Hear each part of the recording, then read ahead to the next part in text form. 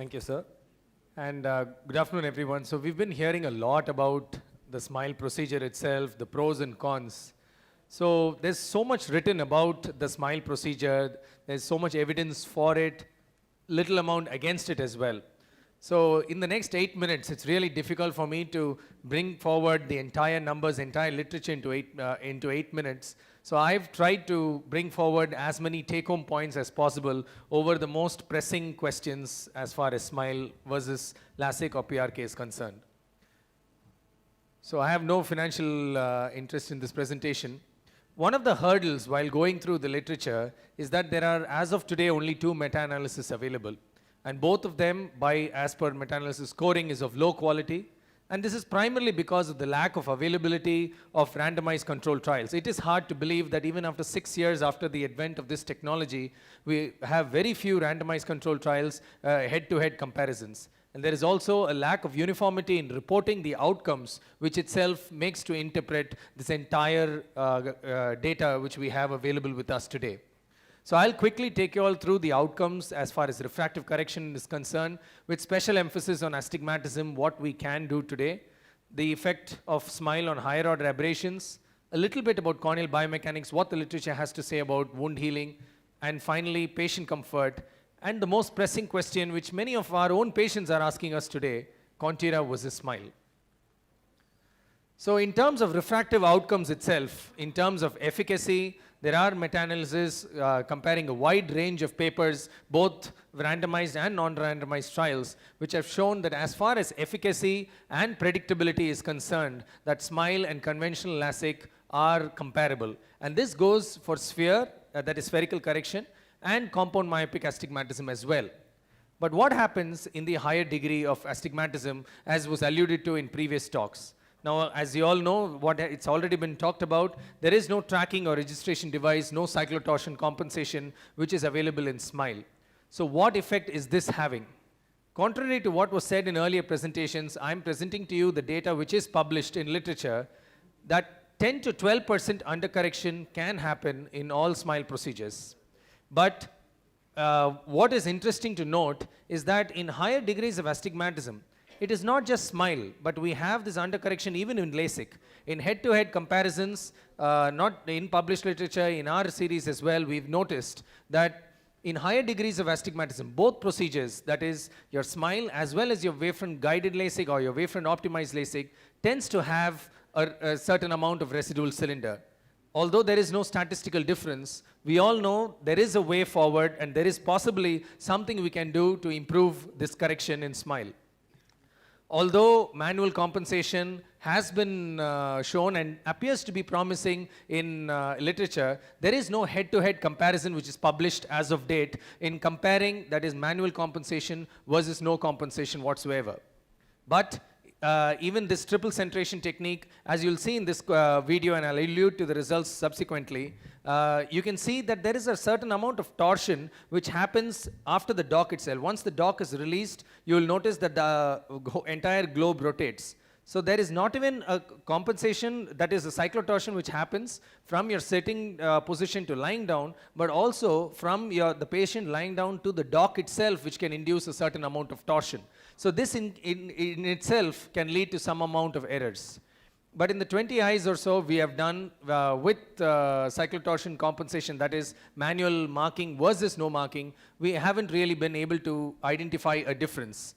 This is possibly because of the subjective variability in the marking itself. It is so, we all know that from our toric IOL experience, that it is exceedingly easy to be 5 or 10 degrees off when you're doing these manual marks.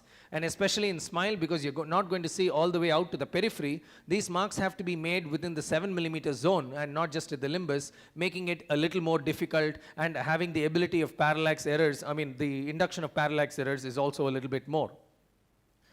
The other advantages which SMILE definitely has is that, as you can see here, especially when it comes to LASIK, that the energy distribution varies as you move from the center to the periphery. While the focusing is extremely precise in the center and you get a perfect round spot with the energy absorption almost close to 100%, but as you move out into the mid-periphery, because the way the focusing happens, this round spot actually becomes elliptical, leading on to some amount of energy loss. So this is what happens in wavefront optimized platforms as well, where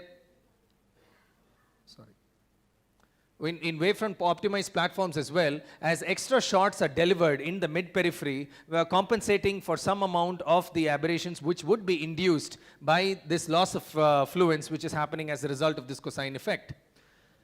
So SMILE in essence does not require this, as it's a closed chamber energy delivery. So what studies have shown is that there is lesser spherical aberration induction in SMILE, which is predominantly seen in all studies published in literature so far. In total higher order aberration, there seems to be some differences where certain platforms are showing equivalent effect, or the total higher order aberrations being lesser induction in SMILE. Mind you, both spherical aberration and total higher order aberration increase both after SMILE as well as LASIK. But it is just that the amount of induction of spherical aberration as well as higher order aberration seems to be lesser in SMILE. But when you look at coma alone, which probably is a subcomponent of the astigmatic correction itself, the greater induction of vertical coma in SMILE as compared to wavefront guided LASIK. The effective optic zone in itself, now again because of this cosine effect, as was earlier alluded to, especially when we go about higher powers of correction, there is a reduction in the effective optical zone size. There is a reduction in optic zone size both in SMILE as well as LASIK, but the amount of reduction in the effective optic zone size seems to be greater in femtosecond LASIK. So this itself will provide a distinct advantage in higher corrections and higher myopia, where you're able to give them a greater effective optic zone size in SMILE. With corneal biomechanics, a lot has been said today already. Probably I would just suffice to say that as of today, PRK followed by SMILE followed by LASIK is what we have. But then again, the changes in the biomechanics which have been shown by Corvus or any of the other devices seem to be too subtle to warrant any changes in screening criteria at this point of time. But one question which does remain unanswered, however, is the extent of regression. We all know that corneal biomechanics may have an effect on the regression as well, and not just on ectasia. So with SMILE being the marginally superior corneal biomechanics, give us a lesser amount of regression in the long term still remains to be answered. We still don't have large scale studies looking at long-term outcomes as of today. Wound healing, however, there's definitely lesser apoptosis, lesser induction of inflammation, and earlier tissue healing in SMILE. But how does it reflect for the patient as such? The wound healing itself has been shown, especially in animal models, that the bed in LASIK might actually be smoother than the one created in SMILE. But then subsequently, when you're actually doing the excimer laser ablation is where it really makes the greater difference. And especially when it comes to greater amount of ablation or the greater depth of ablation, a greater amount of inflammation is induced by the excimer laser itself. And therefore, the wound healing is certainly much faster in SMILE as compared to LASIK. Visual recovery. This has also been discussed as a component of the wound healing itself, where there has been an increased amount of corneal backscattering which has been noticed in confocal microscopy. And therefore, a lot of detractors of SMILE say that there might be a slower recovery in SMILE as opposed to LASIK on day 1 or at 1 week post-operatively. But then there is, even surgeon skill has been attributed to this slower recovery. However, we have seen at our center and at other centers as well, where multiple surgeons are operating with various degrees of experience, we have not found surgeon skill to be really a significant factor as far as recovery is concerned. But probably, and what is really relevant to all SMILE users, is the variability in the energy parameters and the optimization of these energy parameters itself, which might be throwing different results in different centers as far as this equipment is concerned. We have results published even from China, multiple centers, where certain centers have reported inferior results and certain which have given remarkably excellent results. So probably it is this optimization of energy parameters which are extremely necessary. Lesser dry eye. This is something we discussed about in the morning. As you all know, the transection of nerves is less. There is faster recovery in subnasal nerve plexus. But as far as the patient is concerned, the earlier recovery of T-bud, earlier corneal sensitivity, lesser affliction of the tear osmolarity, and improved OSDI scores have all been proven far beyond doubt that these patients are comfortable much earlier in SMILE as compared to LASIK. So today, if I have to tell a patient, if I undergo SMILE, is it biomechanics? Not really. Is it the better correction? Not really. But is it the comfort? The patient comfort is certainly better in SMILE. We have been doing a contralateral eye study comparing SMILE with topography-guided LASIK as well. And we have seen, though the results of the final visual outcomes are not out yet, one thing which we uniformly see with all patients is that at 1 day, 1 week, and 1 month, when we meet them, they are very happy with the SMILE eye in the sense that they feel that no surgery has been done in that eye, whereas they definitely sense a certain amount of ocular surface disturbance and a certain amount of dry eye in the opposite eye and feel the need to use more lubricant drops in the opposite eye. So finally, coming to this question of SMILE versus Contura. A lot, probably because of the publicity which is going on, as well as amongst us ophthalmologists itself, because of one of the studies which was published by John Kanellopoulos in JRS in 2017, where out of 44 eyes, he showed uncorrected, corrected distance visual acuity, residual sphere, residual cylinder, contrast sensitivity, light scatter, gain and loss of lines, whatever be the criteria, he showed everything was significantly better in Contura than in SMILE. Now, is that really reality? We don't really know, but at least at our center, we did a study comparing 400 eyes, which were prospectively followed up. But one thing which we did in this, in this study was it was based on subjective refraction. That is, both the Contura with the topo-guided platform as well as SMILE was treated based on subjective refraction.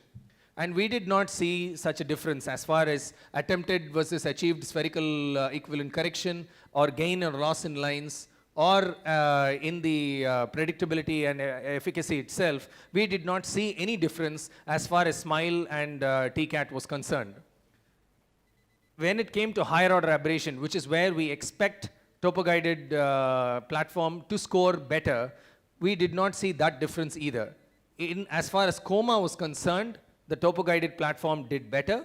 There was lesser coma induction as compared to SMILE, but when it came to spherical aberration, it still maintained that SMILE was better than topography-guided LASIK when it came to spherical aberration.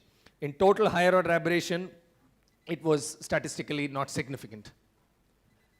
So as of today, SMILE versus Contura is giving equivalent results. We have an ongoing prospective contralateral eye study, which is using, instead of subjective refraction, using a topo-modified refraction itself, which may or may not throw up slightly different results. But one thing which we did notice, despite whatever we may talk about effective optic zone size, the higher order aberrations, it is that small amount of residual error which seems to be the key factor. When we see a 0.5 residual with a pristine topography in one eye, with a not so clear topography but an emmetropia in the other eye, the patient always preferred the emmetropia eye as opposed to the eye with the small residual. So we may talk a lot about higher order aberrations and other things, but achieving efficacy or achieving emmetropia is really what the patient is looking at. Thank you for your kind attention.